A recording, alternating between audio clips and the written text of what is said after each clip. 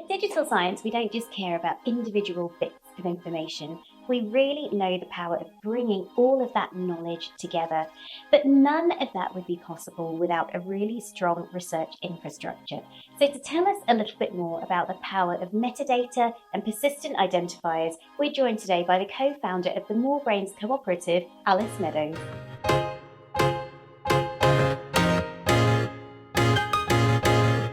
Alice, thank you so much for joining us today. I'm going to start by asking whether you can tell us a little bit about you, your background and yourself. What are you up to at the moment and what has brought you to that role? Well, thanks, Suze. It's lovely to have this opportunity. So at the moment, for the past year or so, I have been working full-time, 4 days a week, which is wonderful, for the More Brains Cooperative, which is a small consulting organisation that I co-founded a few years ago with some friends and colleagues. Before that, I was at NISO, the National Information Standards Organisation, doing community engagement work for them for several years. And before that, at ORCiD, for several years, doing a similar kind of job. And before that, my career was really all in scholarly publishing in sort of communications, marketing, that sort of area. Mm-hmm. So all scholarly comms related, but moving from publishing into more like sort of research infrastructure and then morphing into consulting, which takes a bit of everything, which is really lovely. Absolutely. So we first met because we both work and care passionately about community engagement. Can you tell us in your own words a little bit, I say a little bit, it's huge really, about what that entails, who you collaborate with and the kinds of things that you are trying to do as a community engagement professional? Well, I mean, I guess I feel community engagement is should be at the heart of everything we do. It doesn't matter what you do. If you don't bring your community or communities along with you, it's going to be much harder to succeed. You know, you can make people do things, you can mandate things, you can require them, but on the whole, that doesn't tend to be as successful as if you try to engage with them as early on as possible in the process, listen to what they have to say, what they need. You can't always fulfill all their needs, but at least you're aware, they feel heard, and you're much more likely to then bring them along with you. It's very kind of you to refer to me as a community engagement professional. I'm not professionally trained in any way, and you can now get professional training in community management and community engagement, which is fantastic. But I think it's more something that I've kind of done a version of throughout my career, and then it's become more and more the focus of a lot of what I do, and I really love it. So. It's hilarious that you, of all people, still could not say that you are a community engagement professional. You're one of those people that we all look up to and often ask for advice from as well. The number of times I've asked you about things, I lost count of the number of times. And so tell me a little bit about your consultancy role within More Brains, because it is a collaboration of different people from across the research landscape, really, isn't it? And you take on a whole range of different challenges by bringing all of those brains together. Tell us a little bit more about what you're doing there. So More Brains is myself and 3 colleagues, as you say, from across. So Josh Brown and I work together at ORCiD. He's a librarian by training, and he has also worked in research infrastructure and some funding organisations. Huw James has more of a publishing background, and you worked with him, I think, at Digital Science. He was at Digital Science for some time, and he has more of a sort of technical producty type of background. And then Fiona Murphy and I worked together at Wiley for some time, and she is sort of a proper publisher, an editorial publisher with a strong background in data science in particular.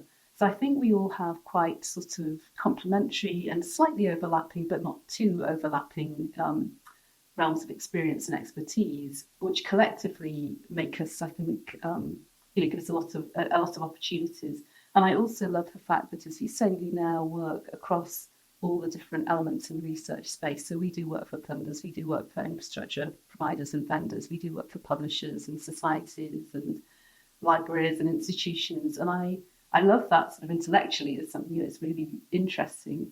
But I also think it's very valuable because it means if we're doing a project for a funder, we can bring our kind of context from the other parts of the ecosystem into the work that we do, which as I say, makes it more interesting, but I think also adds value for the client, which I really like.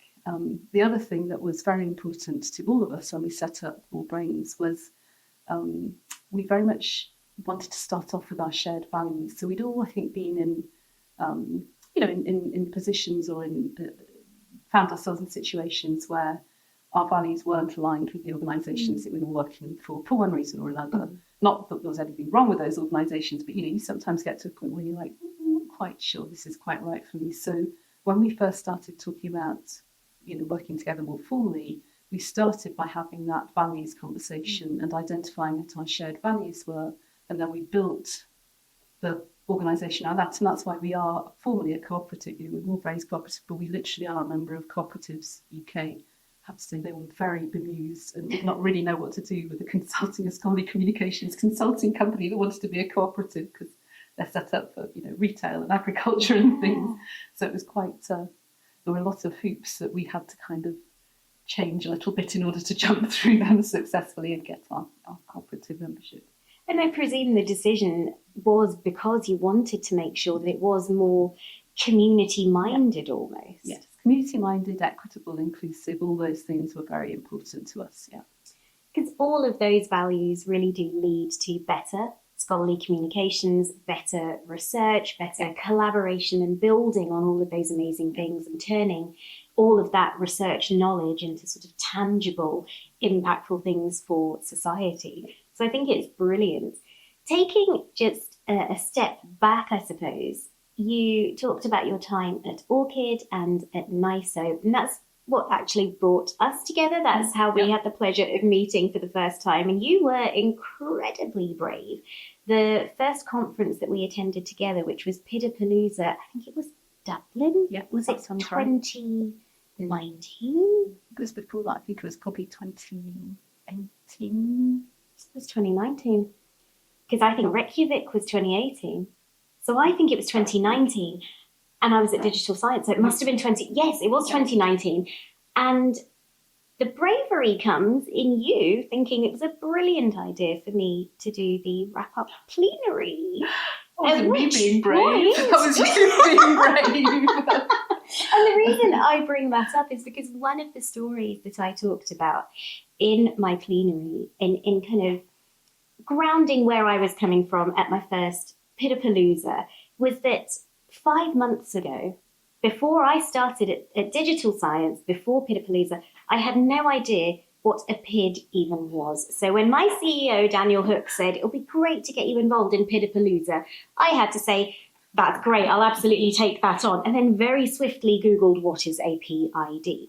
And I think that's really telling, because I'd spent so long in research, and yet I had no idea that the world of persistent identifiers really existed, let alone the value of that in underpinning and enabling all of the research infrastructure that allows us to do the work that we do.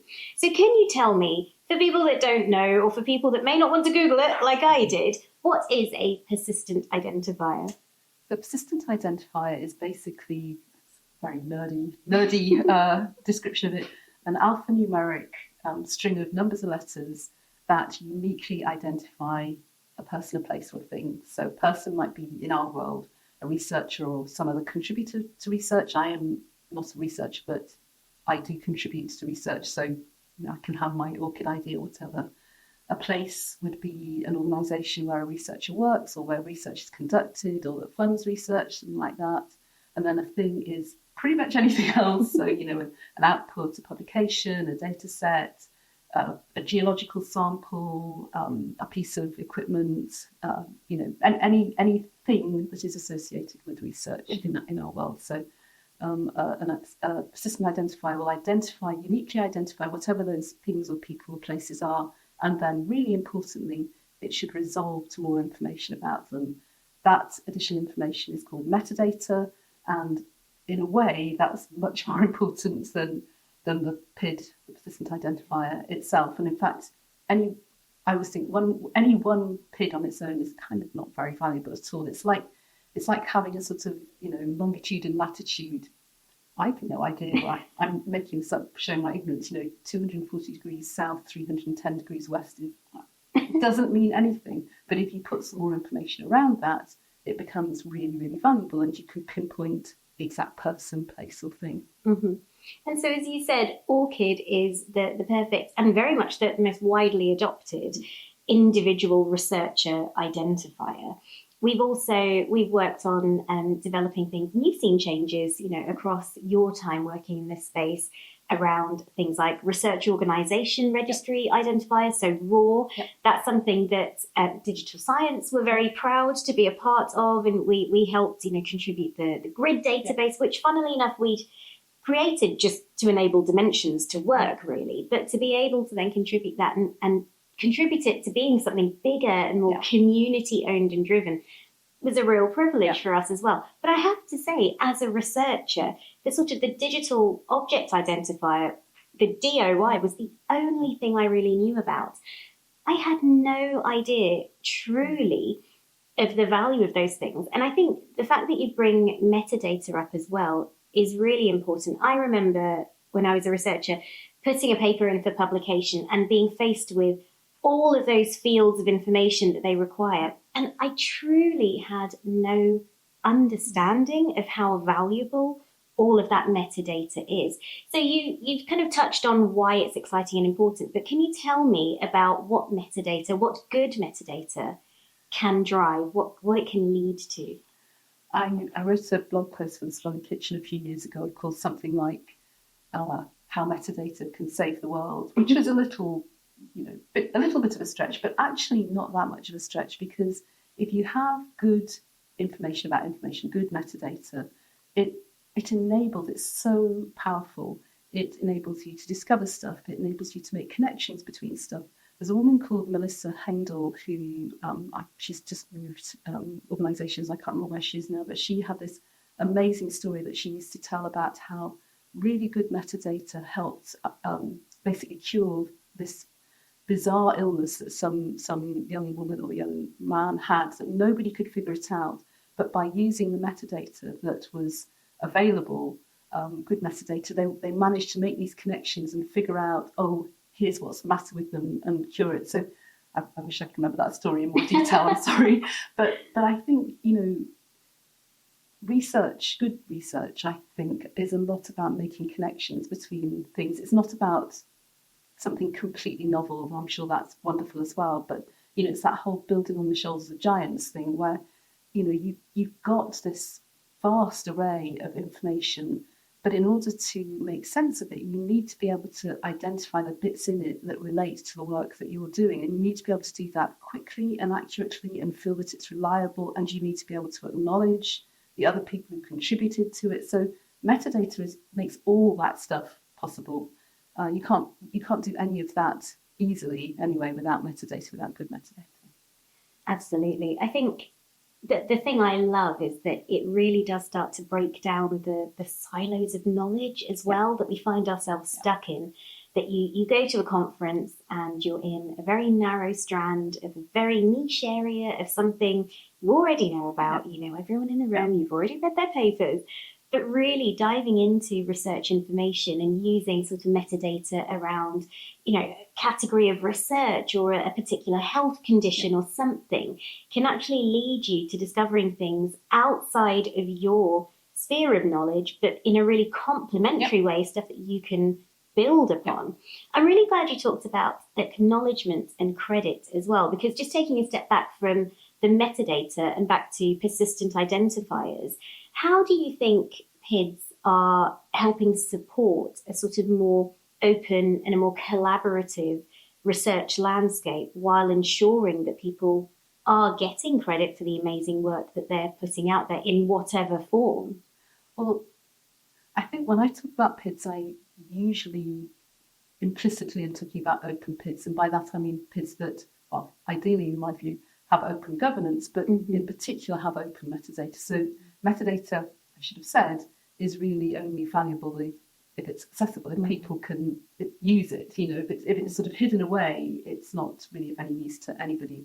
But assuming that the metadata is open and assuming that it is good, and for example, it includes things around information around provenance, who added this metadata, when was it added, where was it added, has it been checked by anybody, has it been updated, that kind of information that allows you to know whether you can really trust it. So a good example is on ORCiD records, you can add your own information to ORCiD records, and that's probably going to be trustworthy. I'm sure 99% of people who have an ORCiD ID add information that is, legitimate, and probably most of the 1% who don't, it's mistakes, it's typos and things. Mm-hmm.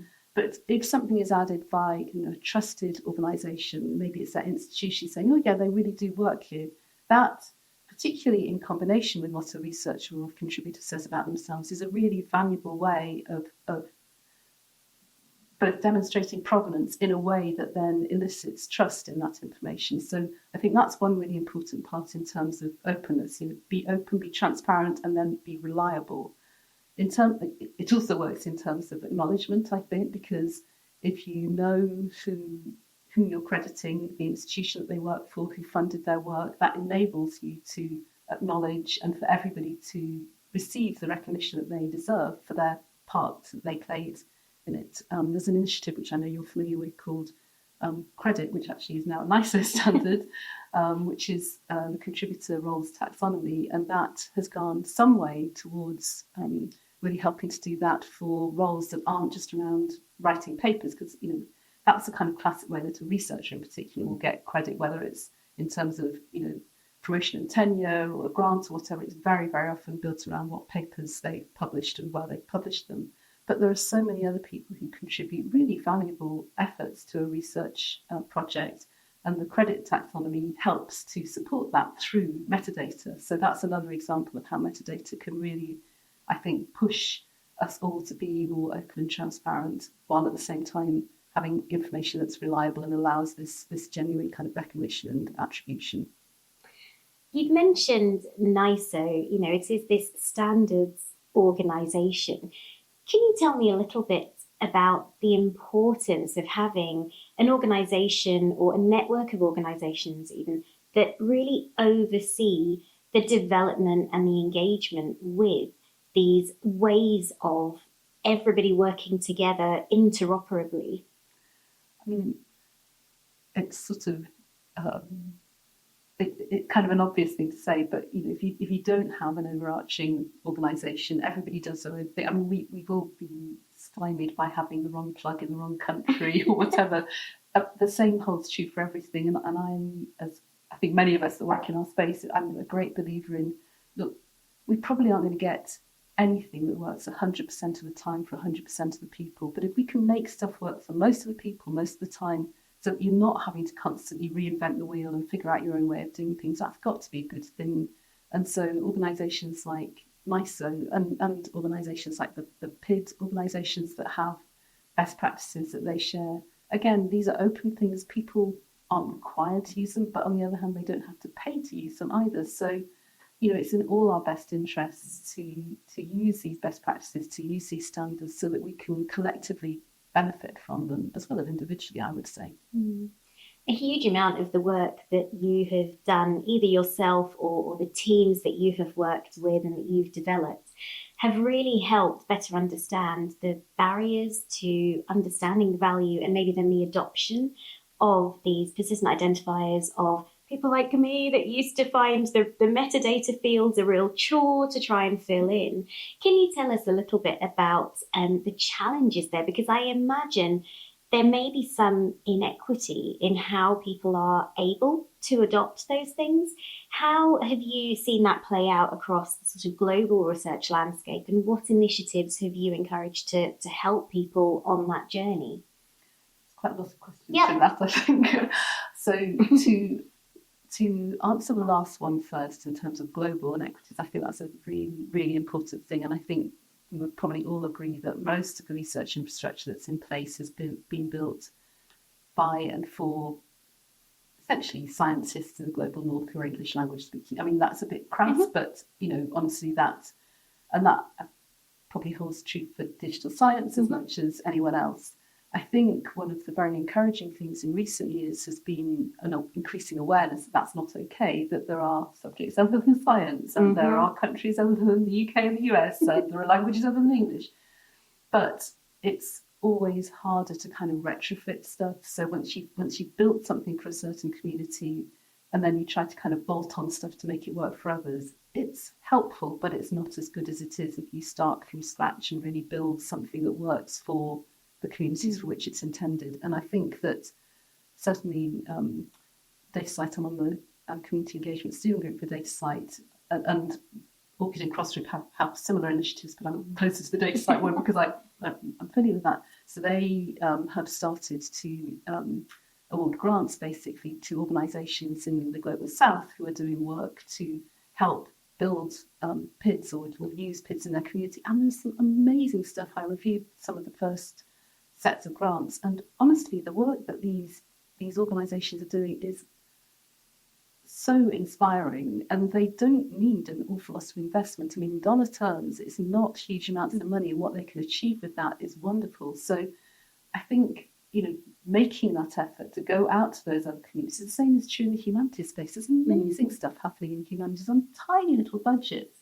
So I feel like we have this huge opportunity, and that there's increasing awareness that we should take this opportunity to, not stop serving scientists, obviously, but to be more inclusive of other disciplines, of other communities, of other countries, of other languages, etc.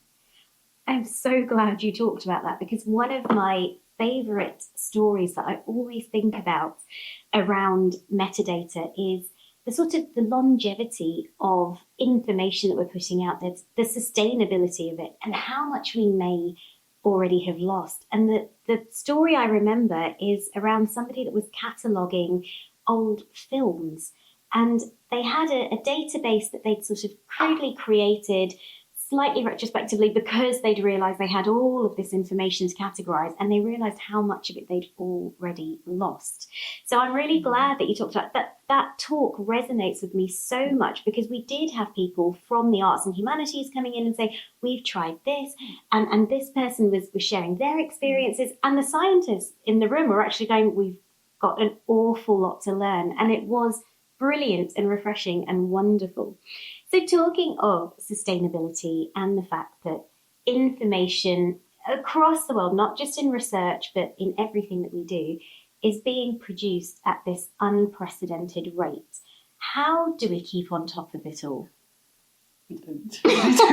But, of course, I'm going to say that metadata can help with that, because if you have, I'm sorry, I'm going to sound like a broken record, if you have good metadata attached to those articles and publications and other outputs, it enables you to quickly find your way to the bits that you need. Because, I mean, honestly, I guess AI machines can read all this stuff, but, people can't read in that quantity. And, you think back, so I'm going on a little tangent here, but when you think back to, 20, 30 years ago, digital humanities couldn't have happened. That people used to write theses about, incredibly esoteric things like the use of the comma in Shakespeare's plays, and they would have to go through and manually count them up and, remember where they were and all the rest of it. And now you can get a machine to do all that work for you, and then you can analyse the results, and you can put that sort of human emphasis on it.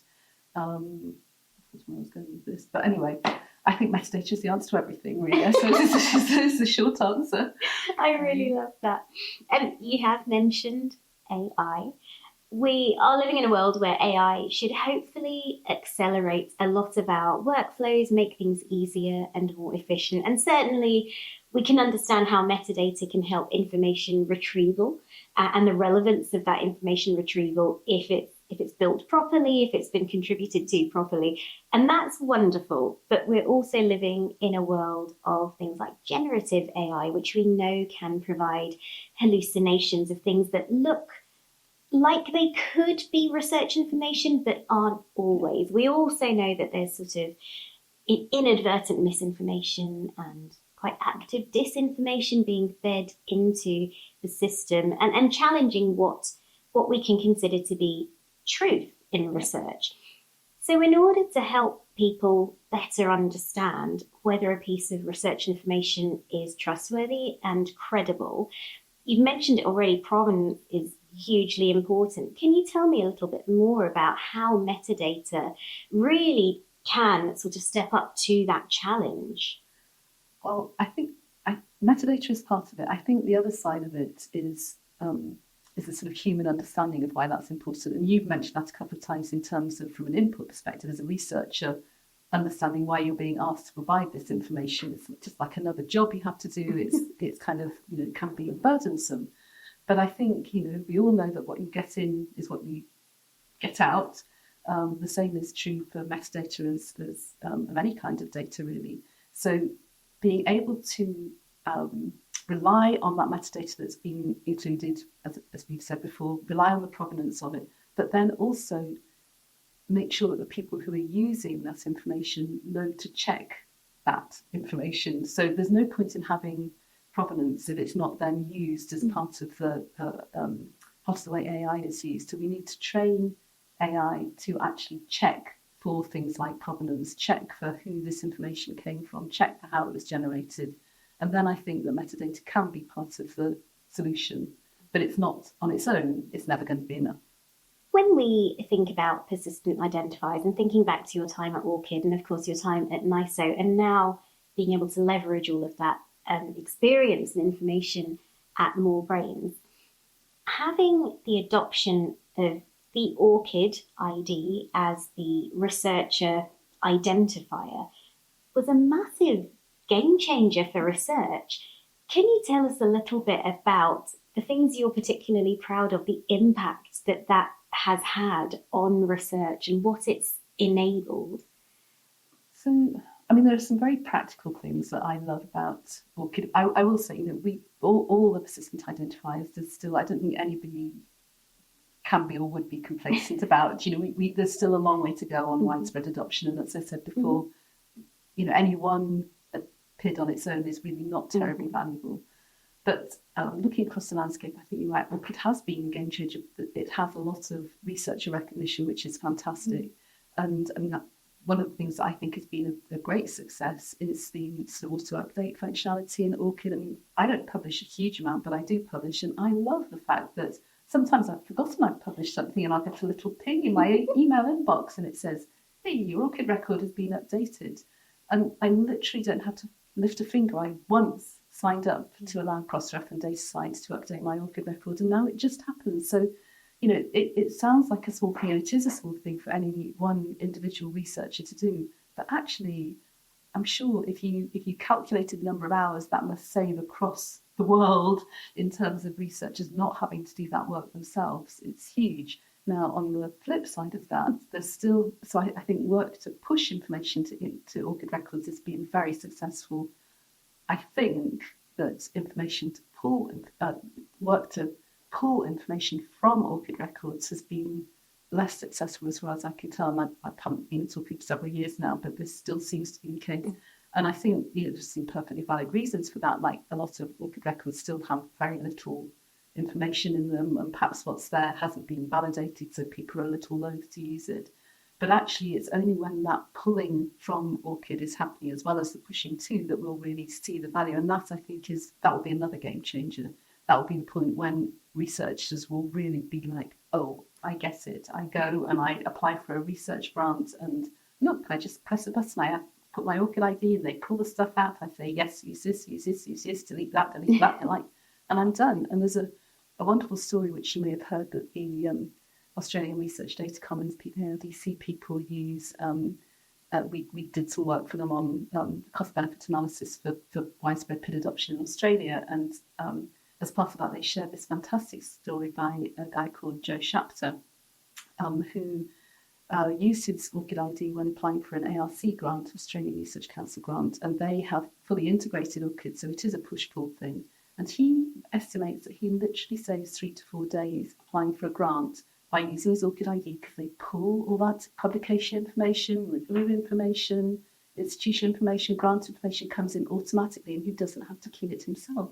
So I think stories like that really shine a light on the value of PIDs when we can really harness the full power of them. And we are not there yet, but we do have proofs of concept. We can see it's working, so hopefully we will get there. It's amazing when you think about that being just one individual researcher and then scale that up across this global endeavour. It's huge. Yeah.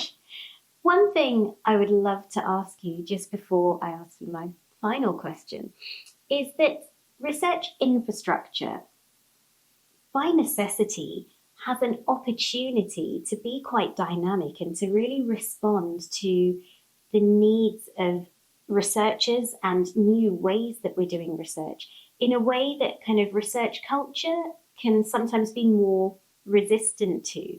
What is it about the organizations involved in kind of reinforcing research infrastructure that enables them to keep doing that? Because they're so influential on how we do research these days.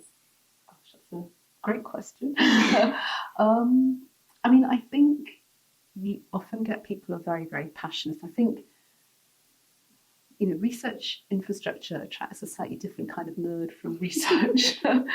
And very often it is people who formerly were researchers who saw a problem that was preventing them from doing their work as efficiently as they wanted to. And I think this is the case with probably all the digital science companies and many others as well. And so they wanted to come up with a solution. Now, those solutions don't always work or don't always work in the long term. They don't have enough investment or whatever. And I think there is a whole question about sustainable investment in research infrastructure.